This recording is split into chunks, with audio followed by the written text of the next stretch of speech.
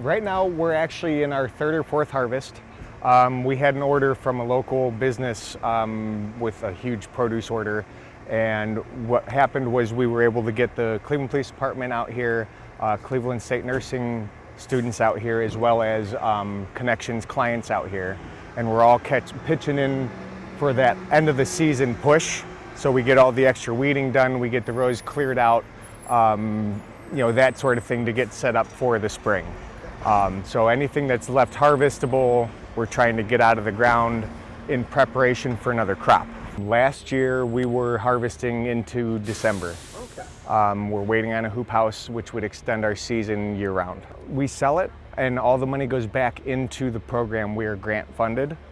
So the Adams Board pays for all of this, and what we make goes right back into buying seed stock.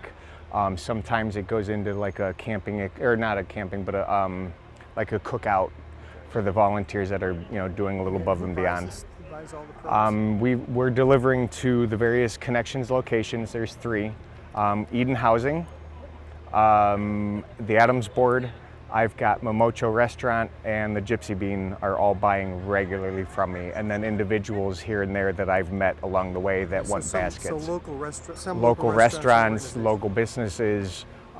We've kind of, since we're with the demographic, that's why we hit Eden Housing, because they're working with they're housing most of the people that are volunteering, and then the Adams Board because they're funding. So it's kind of closes that circle. All the orders get sent to me, and then I disperse. I say, okay, what would you like to do today? And this person wants to harvest carrots and that person wants to harvest beans. So I get everybody where they would like to be and have them, that they're making their own choice. They're not being told what to do. And that way I had Cleveland State Nursing students harvesting 11 pounds of mixed greens for me today. I had Connections clients harvesting green beans for seeds.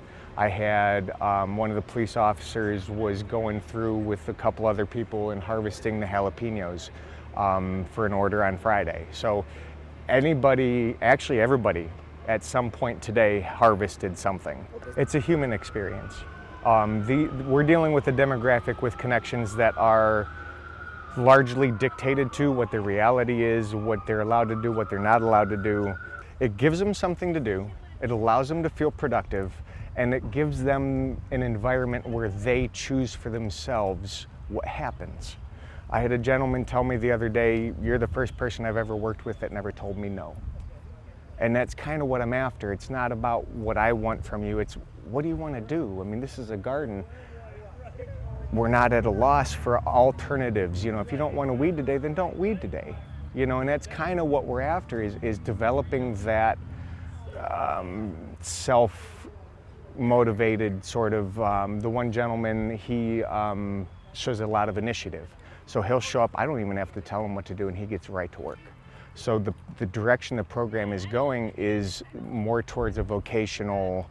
We'll have a core group of people working to hopefully learn some skills, and then we'll have another demographic that are just out here because they want to be out here and they want to be part of it.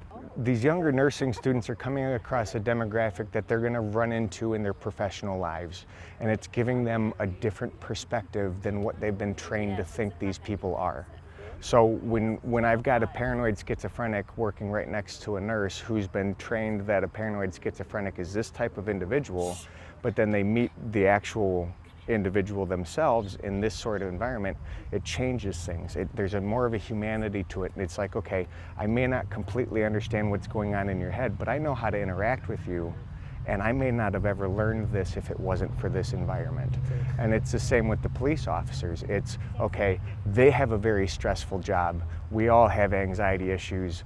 They're gonna come out here just like everybody else to relax. And they're also dealing with that demographic that 99% of the time they're dealing with them, it's because of a phone call, because so-and-so's not taking their medication or what have you.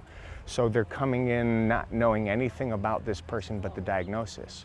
Out here, they get to learn the individual and how to engage in a relaxed environment so that if they get that phone call, there's more of an information, there's more of an experience base where they can try to engage the individual instead of just saying, okay, call the ambulance and get them to the hospital.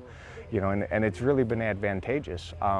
as I said, you see these groups of individuals that in the beginning of the day they kind of click off with the other police officers or the other nurses, and by the end of the afternoon you look around and everybody's interspersed with everybody and talking and sharing stories and experiences, and that's exactly what we're looking for. So really the bottom line, as you said before, the key, this is all about human interaction.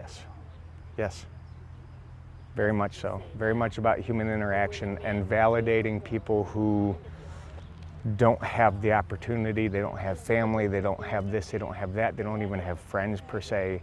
And when we say, hey, you did a phenomenal job, thank you very much for helping, would you like to be responsible for this?